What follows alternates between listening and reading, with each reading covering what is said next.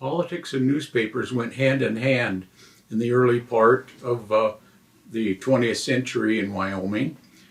Just about every town had a Republican paper and a Democratic paper. And if you wanted to win a statewide office and you were a Democrat, you better be looking for support from those Democratic papers in the various counties. In the early 1920s, John B. Kendrick was running for re-election. He was a U.S. Senator originally from Sheridan, and he noticed that the state capital, Cheyenne, only had a Republican paper, and this would have been catastrophic for him trying to seek re-election the following year. And so he went down to Cheyenne and tried to recruit somebody to start up a Democratic paper in Cheyenne. Couldn't find anybody to do it, so he decided to do it himself. And he founded then what became known as the Wyoming Eagle. And he hired a staff of people mostly from his congressional offices in Washington, D.C. and in Wyoming.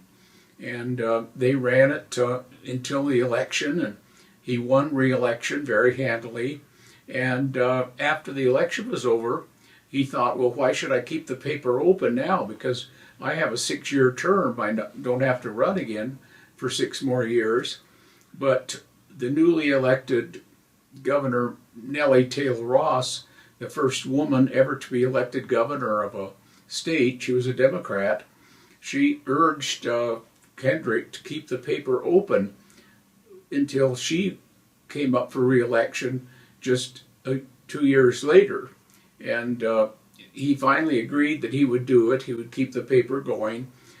One staffer, a young University of Wyoming graduate from the journalism department, Tracy McCracken, said he would like to give it a try. And so Kendrick basically handed him the newspaper, the Wyoming Eagle, and McCracken started with the Eagle in building a media empire in southeastern Wyoming. Within a few years, he could buy the Republican Wyoming State Tribune in Cheyenne, the morning paper Democratic, the afternoon paper Republican.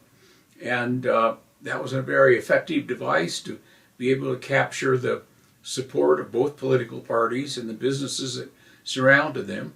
And pretty soon he started buying up other newspapers like the Laramie Boomerang and papers in Worland and Rock Springs and Rawlins and several other towns in Wyoming.